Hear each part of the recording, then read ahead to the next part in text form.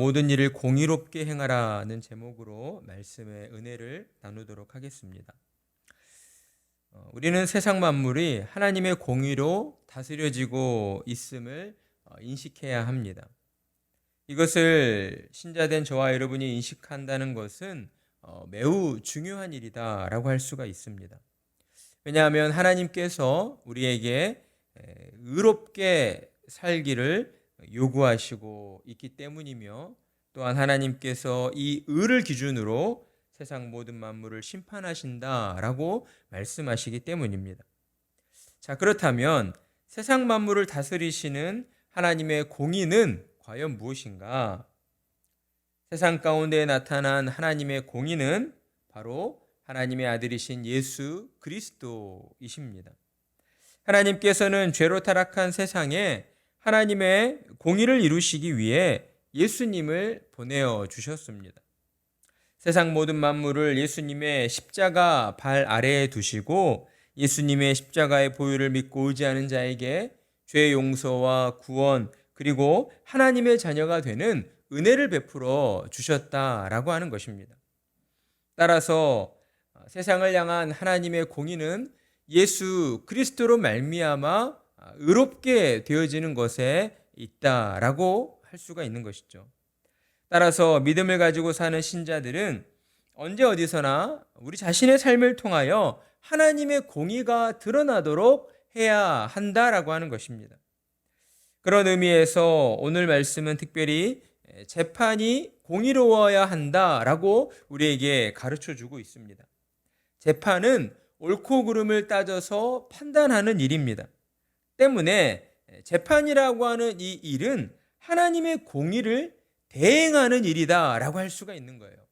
그러니까 하나님께로부터 위임을 받아서 하나님의 공의를 드러내는 그러한 행위가 바로 재판이다라고 하는 것입니다. 그렇기 때문에 재판을 하는 재판장은 그 누구보다 정의롭고 공의로워야 합니다. 개인적인 친분이나 어떤 사상에 치우쳐서 또 자신에게 어떤 이득이 주어지는 것에 따라서 재판을 해서는 안 된다라고 하는 것이죠. 재판장은 항상 중립적인 생각과 판단을 가지고 공정한 재판을 해야 합니다. 그런 면으로 23절의 말씀은 재판할 때에 낯을 보아주는 것이 옳지 못하다라고 말씀하고 있습니다. 여기서 낯을 보아준다라는 말은 무슨 말입니까?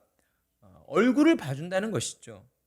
그러니까 우리도 어떤 일을 할 때에 유독 우리 대한민국 사회에 그런 문화가 참 짙게 깔려 있는 것이 사실이죠.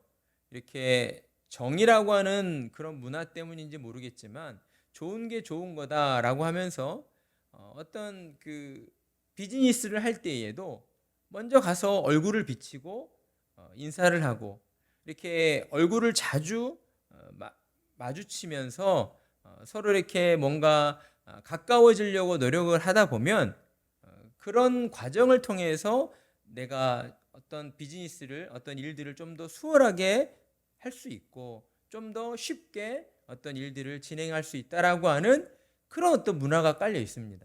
그런데 여러분, 유럽이나 또 미국 같은 이런 서구 문화에서는 그런 문화가 통용이 되질 않아요. 공과 사를 분명하게 구분할 줄 아는 사회입니다.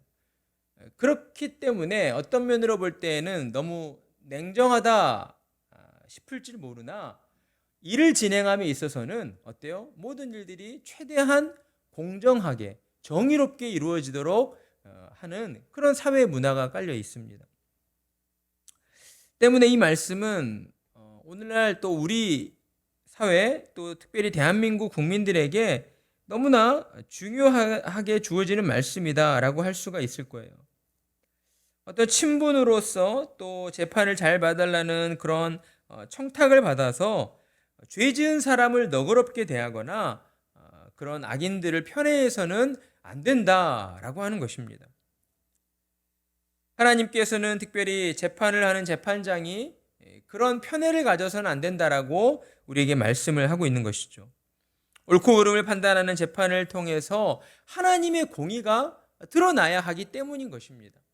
하나님의 공의를 대행하는 자가 재판장이고 그 행위가 바로 재판을 통해서 이루어지기 때문이다라고 하는 것입니다. 그런데 만일 그렇지 않으면 어떻게 됩니까? 죄 지은 악인을 옳다고 하고 도리어 선한 사람에게 누명을 씌워서 그를 죄인이라 하게 되면 어떤 일이 벌어지게 되는가? 그 재판장은 백성에게 저주를 받게 되고 또 국민들에게 미움을 받게 될 것이다 라고 우리에게 가르쳐주고 있습니다.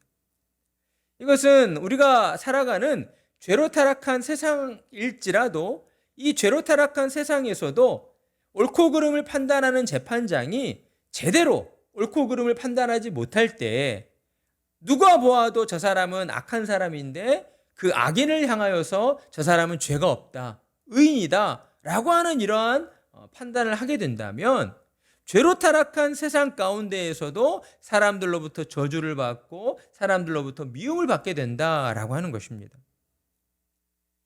그런데도 여러분 오늘날 우리 주변을 둘러보면 이런 일들이 참 많이 벌어지고 있습니다.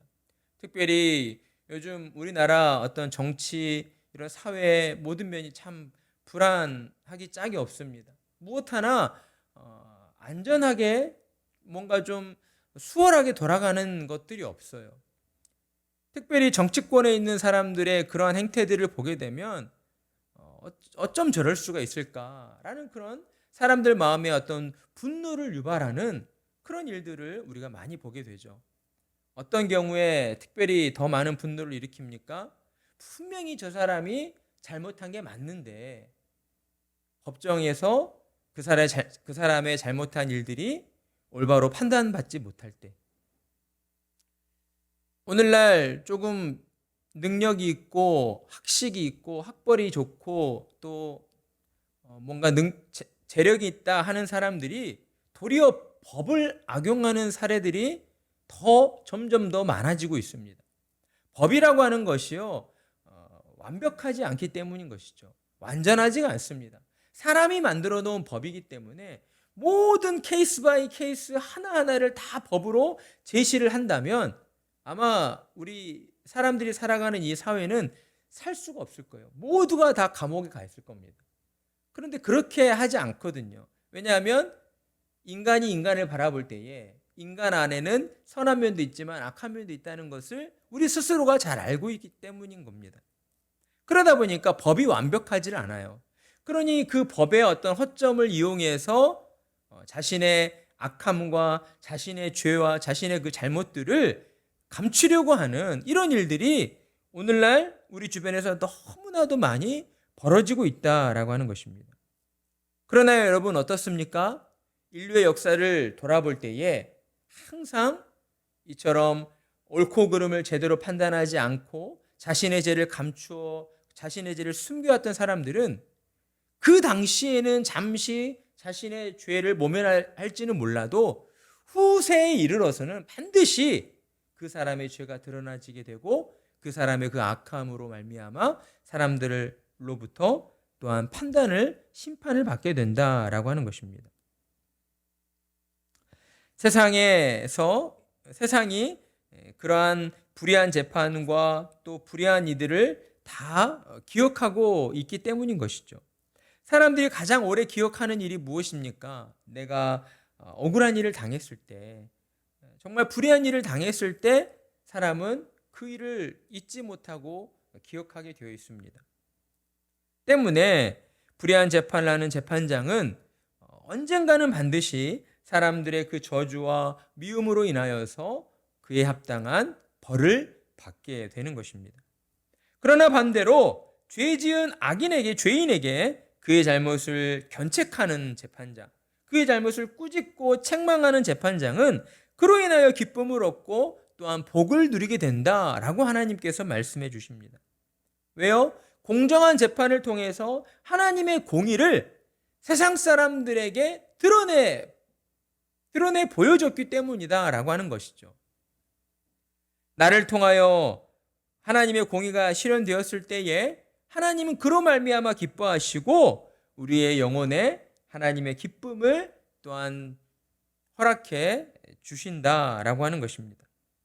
따라서 우리가 이 말씀을 통해 생각해야 할 것은 옳고 그름을 판단하는 위치에 있는 사람, 오늘날의 재판장이라고 할 수 있는 이 사람들은 무엇보다도 공의를 지키는 사람들이어야 한다라고 하는 것입니다. 그리고 또한 우리는 이 말씀의 교훈을 통해서 하나님께서 요구하시는 그 공의가 비단 재판장의 그 사람에게만 해당되는 것이 아니라 오늘날 믿음을 가지고 사는 모든 신자들에게도 하나님의 공의를 드러내야 하는 그러한 책임이 또한 의무가 주어졌다라고 하는 것을 저와 여러분은 기억해야 한다라고 하는 것이죠. 우리가 이 땅을 살아갈 때에 무엇보다도 우리 자신을 통하여 하나님의 공의로움이 드러나지도록 우리는 노력해야 하는 것입니다. 우리도 연약한 인간이기 때문에 때로 우리 안에 욕심이 올라올 때가 있습니다. 우리 안에 어떤 미움과 또 시기와 다른 사람을 향한 분노가 치밀어 오를 때가 있습니다. 그러한 순간의 감정을 우리가 조절하지 못하고 절제하지 못해서 그러한 감정을 표출해 버릴 때도 있습니다. 그런데 여러분, 중요한 것은요, 하나님의 사람은 이러한 실수와 잘못을 했을 때에 그 실수와 잘못을 무엇보다 먼저는 하나님 앞에 용서를 구하고 또한 사람들 앞에서 자신의 실수와 잘못을 인정하는 그러한 자세를 가져야 한다라고 하는 것입니다. 여러분, 오늘날 우리 사회가 왜 갈수록 강팍해져 가고 있습니까? 사람들 마음 가운데에 그런 어떤 알 수 없는 분노와 화가 계속 쌓여가고 있는 것 같아요. 가만히 돌아보면은요, 어떤 잘잘못 시시비비를 가릴 때에 잘못한 사람이 자신의 잘못을 인정하지 않아요. 그런 일들이 우리 주변에서 너무 팽배하게 일어나다 보니까 사람들 마음 가운데에 계속해서 화가 쌓여가고 있는 것 같습니다. 그러나 저와 여러분은 하나님의 공의를 행사하는 그러한 신자들로서 세상에 나아가 하나님의 공의로움으로 또한 모든 일들을 지혜롭게 또 하나님께서 베풀어 주시는 자비와 긍휼의 마음으로 우리 주변의 사람들을 대할 줄 알아야 한다라고 하는 것이죠. 하나님의 공의로 이 땅에 나타나신 예수님께서 저와 여러분을 위하여 십자가에 못 박히시는 그러한 희생의 모습을 우리에게 보여주신 것처럼 저와 여러분도 세상에 나아가 하나님의 공의를 드러낼 때에 어때요? 우리의 희생과 우리의 겸손과 우리의 정직과 또 우리의 진실한 모습으로서 하나님의 공의로우심을 또한 세상 사람들로 하여금 보여주어야 한다라고 하는 것입니다. 모든 일들을 공의롭게 행하며 나아갈 때에 하나님의 기뻐하심이 저와 여러분의 영혼 가운데에 충만하게 임하게 될 것입니다. 또한 하나님께서 베풀어 주시는 그 좋은 복들이 저와 여러분의 삶 가운데에 가득히 또한 예비되어질 것입니다. 그러한 하나님의 은혜를 기대하시면서 모든 일들 가운데에 하나님의 공의를 드러내시는 참으로 복된 성도님들 되시기를 간절한 마음으로 축복합니다.